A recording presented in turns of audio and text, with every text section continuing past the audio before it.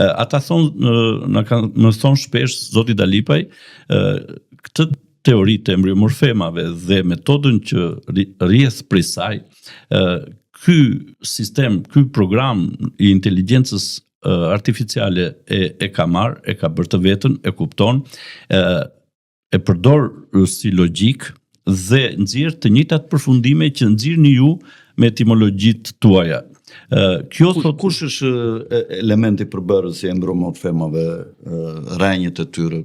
Është një tabel. Ç'a mund t'ju themi shkurt shikuesve që ta kuptojnë një çik modelin e embryomorfemave? Megjithëse një pjesë e din, po. Embryomorfema është elementi minimal gjuhësor, është njësoj si në tabelën e Mendelejevit si elementet kimik, të cilët kur bashkohet për shembull natrium me klorin, krijojnë kripën.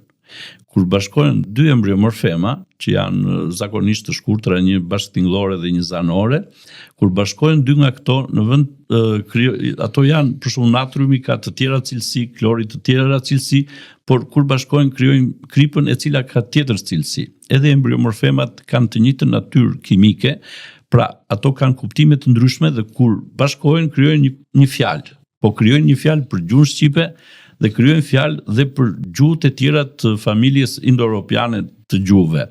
Në një shembull